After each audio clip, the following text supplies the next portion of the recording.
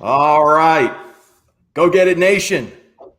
What is crack-a-lackin', y'all? It is 3 o'clock Eastern time, and it is time to have a no-holds-barred, unscripted, no safety net conversation with a legit VO pro. And I mean, when I tell you about this guy joining us today, if you ever wanted some information on the creative services and promo voiceover world, this is your guy. And I can remind you, you are watching either the live stream on LinkedIn Live, Facebook Live, or YouTube Live. And we're also simulcasting on Clubhouse. If you're listening on Clubhouse, please reminder, mute your microphone and you can hang out after the show with me for a post-game chat. And you can hit me up with any marketing or VO or entrepreneurial work ethic type questions there. I'd be happy to help you out. So thank you to everyone listening on Clubhouse. My guest today, there's a lot of talk about how sexy and cool the promo world is. It's a very attractive genre for voiceover people to get involved in. And there's plenty of other shows out there that maybe have had a Bill Ratner, or maybe a Howard Parker or a Paul Turner, or someone of that ilk who's doing a lot of promo work on as a guest. And those are incredible guests. But I thought it was about time that we brought somebody in on the other side of the desk. And we didn't just play pin the tail on the donkey to find somebody. I brought you today, guys, on Ringside, someone who is well-traveled in the promo and creative services genre. We're talking with stints in Fox in Cleveland, Fox in DC, a long time at Hearst Television in Cincinnati and Baltimore, and over a dozen years at CNN International. And now, my friend is the vice president of creative marketing and brand communications at News Nation. Go get it, Nation. Let's welcome the one and only Mr. Jonathan Killian. Oh my, it's so good to see you again, my friend. And by the way, that was my old job, as Bill Maher used to say. It is good to see you again. It's been too long. Man, it's been a long time since we were bouncing around. Like, what was it, Toronto at Promax, I guess? Yeah. What year was that? Like 99, 2000? Oh, might have even been earlier than that. It was earlier than that, actually. It was like 97, 98. Yeah, something like that, man. And thank goodness we've been able to keep in touch. And I'm just tickled that we're still connected online and that you were able to free up your busy schedule, especially because you just, you're in the middle of a major sort of rebrand at News Nation. Do tell what's going on there. I am. Well, first of all, it's great to join you and your audience, and I'm just happy to be here and happy to see you again. Yeah, I joined News Nation. This is week number 12. So started into January, 11 or 12. I can't remember. Started into January. I was at CNN International for about 13 years. Wasn't looking to leave. Very happy there. It was most trusted name in news. It's called that for a reason. It's an amazing brand and a great place to work, full of good people. But a special opportunity came along, and I considered it one of those that was too good to say no to. And in my career, what I've enjoyed the most and what I think I do the best is build. And this was a special opportunity to build something from ground level up. Very cool. Very cool. Go ahead. I'm sorry. And so, yeah, we are. So many of you may not know of News Nation yet, which is my challenge number one, is to make sure that you do know about it. This network was for 30 plus years known as WGN America, which is the nationally distributed cable network, sister channel of the station in Chicago that many of you might be familiar with. That was a super station for many years. They aired the White Sox and the Cubs and the Bulls to much of the nation. This is the nationally distributed cable network that has long been a general entertainment network. We are in the process of turning it into a news network. So they launched 3 hours of news last fall. And we've expanded since then to 5 hours of news.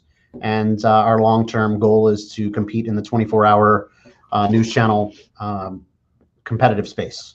So we're at the very early stages of building what we think is going to be a special new option for the nation, and that is we are pitching our product to Middle America, the independent thinker, someone who is open to hearing all kinds of perspectives, and someone who just wants the news and just the truth, without the spin, without the arrogance, without the agenda. So that's something we're building, and from a creative standpoint, the opportunity to build something like that from literally from the ground up was just too fun to pass on. So I got to be thinking you're overseeing everything from the news set to the graphics package to the on-air talent, and then of course a station or a network voice. Absolutely. So complete oversight of all things look and feel, how we package our programming, how we're pitching ourselves to the audience. Yep, it's fun, and this is a new component for me. Also, is folding in the brand communications, the PR side of things. So that's something I know enough to be dangerous on, but I'm not an expert in that field. But that's kind of in my remit here too. So getting to spread my wings a bit. And Nexstar. So we're owned by Nexstar Media Group, which is I think the largest media group now in the country. We own 198 television stations, and which is a lot. And so that's a key asset of News Nation, is we can leverage content from all of our markets around the country, and we've got boots on the ground, literally, not just in LA and New York, but we've got them in Kansas City and St. Louis and Cleveland, and major markets and markets all across America, middle America and the coast. So we think that's going to be a long-term asset for us. So speaking of building an audience, we've built up quite a little audience here. I want to make sure to give everyone the requisite shout out and welcome them aboard. Chris Big Jim Lamont, what's up, brother? Charlie Wyrock is here. Anthony Palmini has joined us. Ronald Hunt, Steve Tardio, Greg J. Gibbons, Robert Jonathan, the animation voice, Dylan Walker, Scott Garber, my brother from another mother. What's up, dude? D. Albus is here. What's up to you, my friend? George Allen Ruth has joined us. Deb DeVries is here. Craig Acock has joined us. And if we don't get you on this round of shout outs, we'll make it a point to catch you later on in the show. Let me just remind everyone, if you're watching on either LinkedIn Live, Facebook Live, or YouTube Live, feel free to submit a question for Jonathan. If you have a question about the promo or the creative services field, now's the time to ask. Leave no stone unturned. Ask a question. We'll serve it up to Jonathan for you. And if you're listening on Clubhouse, thank you very much for hanging out in the room. A reminder to keep your microphone muted until the post-game show, where you can raise your hand and ask a question directly to me. So also, Andy Turley just jumped on board. How you doing, KC in the house? Leo Paul has joined us. You're a popular guy, Jonathan. We're getting good crowd. Yeah, man. And there'll be more filing in, I'm sure. But we're not even serving alcohol. It's great. Well, hey, the day is young. That's true. I'll see what I have in the fridge. I'll be right back. Let me ask you. Well, I want you to, from your side of the desk, like I said, the genre of promo voiceover is both attractive and a mystery to a lot of talent that haven't done it.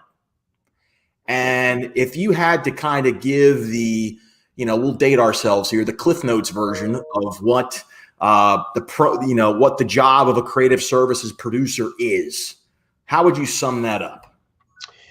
Creative services producer is usually a Jack or Jane of all trades. So they wear lots of different hats. They write, they produce, they are in editorial meetings with the news department. They are working news is almost always their biggest clients, unless you're at a general entertainment network promoting movies and other entertainment properties.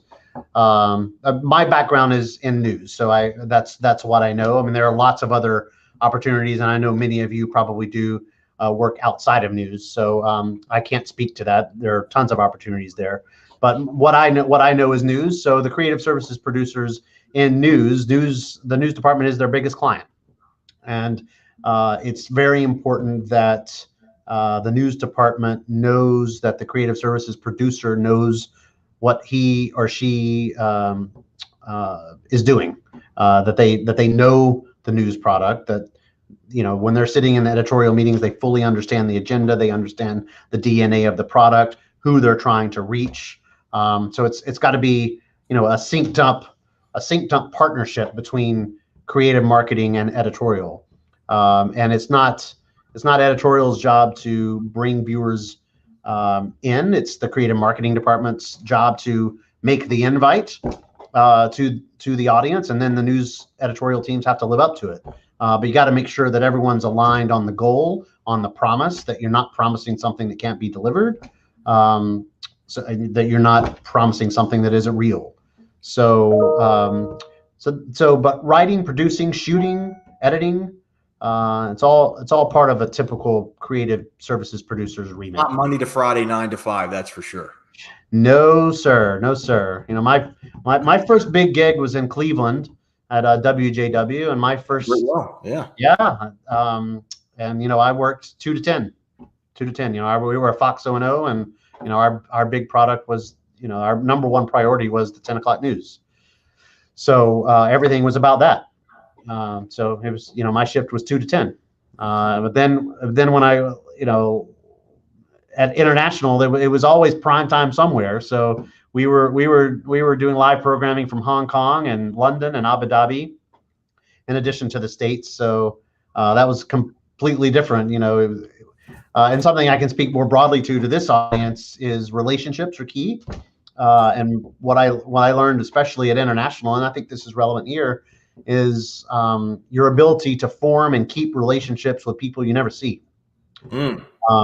And perfect example is you and I haven't seen one another, been in the same room in over 20 years, but exactly. Here we are talking to one another because we kept a connection.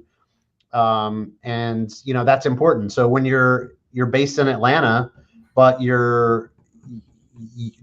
to succeed, you are relying on people living in Singapore or Hong Kong that you might see once a year, if you're lucky. Those people determine your success. Gotcha. How can you keep that relationship strong? How do you create win-win? So I think that is relevant for this audience. And more I can speak to more of that. Yeah, well, we got some questions filing in. A quick hello to David Inahosa has joined us, and Melody Jones has joined us too. Thank you so much. First question is courtesy of Charlie Wyrock. He says, who is the decision maker reviewing promo demos? I think it depends on the client. It depends on the size. In bigger markets, that might be decided by a promotion manager type. At the local level, it's almost always determined by the CSD, Creative Services Director. Networks, it probably depends on where you are. For me, I care very deeply about voiceover talent, and just as I do music and graphics. So that's a decision that I will always be very intimately connected with. That may or may not be the case at other networks, but in smaller markets, usually the CSD is the person who makes those decisions, and the larger you go, sometimes that decision is made at a slightly lower level, but usually promotion manager and up. And that's a very timely question, because I think you and I were talking earlier. You just pulled the trigger on a couple of talent recently. I did, yes. News Nation. I did here at News Nation. So we're in the, as I mentioned, we were a channel long known as WGN America. So we're in the process of rebranding ourselves. We went ahead and changed the name of the network as kind of a soft launch, but we haven't gone to market with the new rebrand message yet. That's something we're in the process of creating now. And it was important to me that as we make a change in how we package ourselves, that we have a commensurate change in how we sound. So I made that decision. So, and you don't have to name names, but did you have 2 or 3 people in mind that you were going to target and say, hey, this is my guy, this is the right fit? Or did you hold an open call audition? Was it like 10 people? Give us an idea how that process was. It was a little bit of both, actually, if I'm speaking very candidly. Again, relationships are important, and I had worked with someone who was very well known back in my career. That we hadn't spoken in more than 15 years, but I worked with him at 2 stations, and his work speaks for itself. And I knew that I wanted him on my network, so I went in that direction. But I also knew that we needed to mix it up a bit, and I knew that I wanted a female voice to complement our air and our sound. So for that, that was much more of an open casting call, if you will, and we listened to multiple candidates there. So it was a bit of a hybrid. Excellent. So Dylan Walker asks, what kind of read style is currently trending for news promo? Now that may change by market or affiliate. I mean, maybe shed some light on that. I think again, it depends on every client's different, and every station and network are different. If I think about, let's see, I worked a long time in the Washington, D.C. market. I was at the Fox O&O WTTG. We were very much known for our investigations. And when I got there in 1999, geez, that's dating ourselves here. What we decided competitively, our opening was on hard-hitting investigations. So we started Fox 5 Investigates. And while I was a small part of a broader team that turned that station around, we went from number 4 to number 1 in a few years' time, and won all kinds of awards, and wound up being one of the most award-winning television stations in the country. And that investigations piece was a key way in to that turnaround. Because we were going to be heavy investigations, we needed a really hard-hitting sound. Yeah. Now, if Paul Turner was our voice. That's right. Paul Turner. Now, if I had been across the street at WRC, which was at the time the long-term, long-running number 1 station, they had a different positioning. They were working for you. If you're working for you, that is a different sound than the hard-hitting Fox 5 Investigate. So it really depends. If you're more a consumer advocate kind of brand versus investigative versus I don't know, name other kinds of positions. But it really depends on the competitive niche your client is trying to go after. So for me at News Nation, our pitch to America is try something different that is pitched to middle America. So it's important to me that I have a blend of voices. There are going to be times where we need to tweak that up harder, and there are going to be times where we need to dial that down. So again, important for me to have a mix, both a male and a female. There will be special projects along the way that I might look at other talents to help cut through the clutter, depending on the project. So that's a long way of answering you, and it really depends on the client. No, that's a great summation. And I have to think in all of your travels and all the different stations you worked at, you've had to have been in the booth, so to speak, with a who's who of VO guys and gals, many of which our audience, look up to or aspire to be like. I mean, could you maybe just give us a little batting order of some of like the big names you enjoyed working with? Well, sure. A few. I mentioned Paul Turner was, I was lucky enough to work with him at my first big job in Cleveland at WJW. And when I went to DC, I brought him with us. So, when we launched Fox 5 Investigates, we brought him along with us. And from there, when I went to Hearst, Paul wasn't available. I think he was doing some big network stuff at the time. So I couldn't bring him with me to my next job in Cincinnati. So I dialed up old Billy Ratner. Oh yeah, in Cincinnati, and he's a legend. Yeah, Bill's awesome. Yeah, and that was again an opportunity where it was a station that had been number 1 much of the 80s. It was Jerry Springer was the anchor at WLWT, and they rode that for years and years and years. But then when Jerry left, they fell in hard times and had been the number 3 station in Cincinnati. It was a high viewing market, very high HUT levels, but it had some really good competitors at CBS and ABC. WLWT was an NBC station owned by Hearst. Had been number 3 for 13 years. Wow. And I came in and we changed our positioning. We launched several things. We actually launched both of the things I mentioned before, an investigative brand and a consumer advocate piece to that aligned nicely together. And long story short, in my time there, we got from number 3 up to number 2, which was a huge, they hadn't been number 2 in more than a decade. So to this day, I'm still mad at myself because I wanted to take out billboards all over Cincinnati that said we're now number 2, which I think would have been brilliant.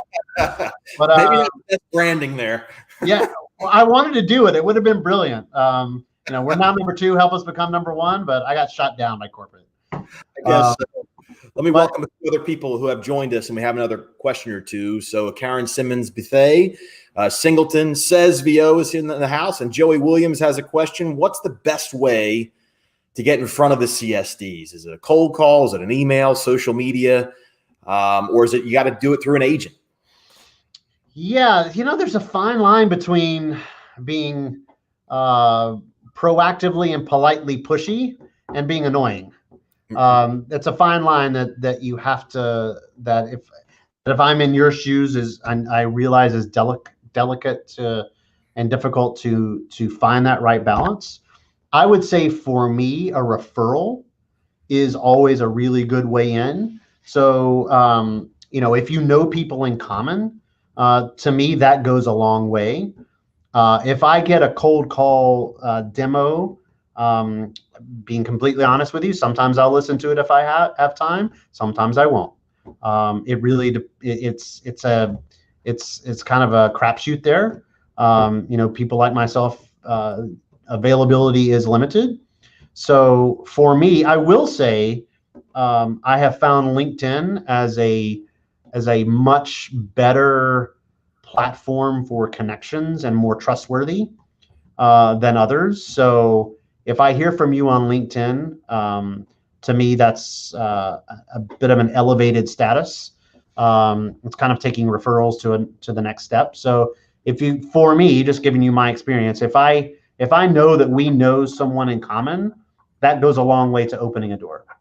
Gotcha. And based on LinkedIn, we'll tee up Singleton says his question here.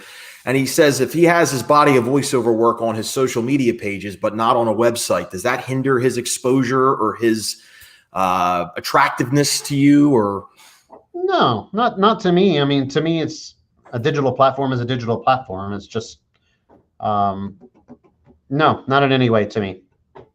Gotcha. So, I mean, I will say if having your own website probably does elevate your appeal a bit more, but not having it isn't a strike against you in any way to me. So funny story time here. So, I've had plenty of these in my share of running a production company where talent have thrown a tantrum and run out of the booth or said something silly. Has there been, I don't want to know who, but has there been a situation, a session you've been in or something you've directed or an outtake that wasn't supposed to be heard? Has there ever been anything like that might get a chuckle from Go Get It Nation here? Oh, wow. That's trying to think. Nothing that comes to mind, but I will say again, just kind of, not at the risk of sounding too, lofty here. I will say again, the nature of relationships goes a long, long way. So again, I've used a few talent in multiple different markets. I don't mind saying I just hired Bill Ratner for the 3rd time. So that relationship, because we worked together before, was important to me. I've worked with a handful of other talent through the years at different places. I would just say the deeper the relationship is, the more you talk outside of your production window, the stronger foundation you build for future opportunities. So, I remember a time in my past where someone that I had a very close working relationship with ran into a major life issue. and wasn't available for a while. And if it had not been for a strong relationship that had been built, that movie would have had a very different ending. But because of that very strong foundation that had been built in multiple places over multiple years, that had gone beyond the professional and had become much more of a colleague, it was such a strong foundation that there was goodwill built up. So an old boss of mine used to say, every day at work, you make deposits and you make withdrawals. So if you put in a lot of deposits over the years, at some point you're going to need to make a withdrawal. You want to make sure that that balance is in the black, because when you need to make a withdrawal, you don't want to be in the red. Yeah, well said. Well said. A very prophetic lesson in that, for sure. For beyond being able to interpret copy, or maybe that this might be part of your answer, I don't know, but I just happened to think of this question. But beyond interpreting copy, beyond having great pipes, from a working relationship point of view, what would you say is the number one quality a promo voiceover has to have with his CSD or his producer? So it's a really good synergy there. What would you say that is? Range and flexibility for me. Again, even if you're, say, ESPN, and your product is sports, within sports, you have so many different variations. You've got hero moments, you've got tragedy moments, you've got the different sports themselves, and whether it's professional or amateur, you have so many different ranges of storylines that you're trying to tell through your marketing. The bigger the range you have emotionally, the more appealing you are as a partner.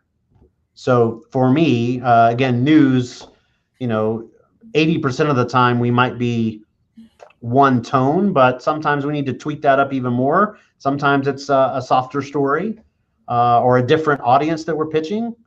So the more range and flexibility you have, the better. Got a great question here from Kever. Kever says, how does diversity play into the equation? Are female voices considered for news and sports promos on your channel? Well, for sure. I just hired one. There you go. Yeah, absolutely. And I don't want to be stereotypical in any way, because I think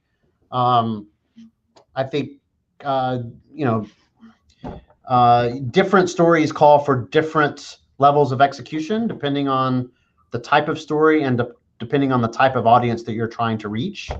And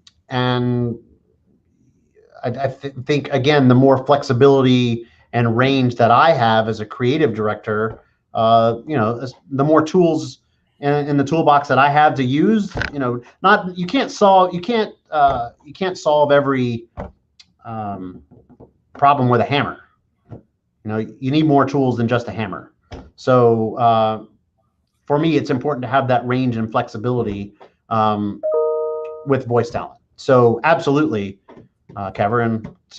Like I said, I just hired one. So just a reminder, in case you're jumping on late on the live stream as we're wrapping up here, we are talking to Jonathan Killian, the Vice President of Creative Marketing and Brand Communications at News Nation. We're talking promos. We're talking creative services. We're on LinkedIn Live, Facebook Live, and YouTube Live, and simulcasting on Clubhouse. Reminder to mute your microphone. In a few minutes, we'll be able to open those lines up, and you can ask questions in the post-game show.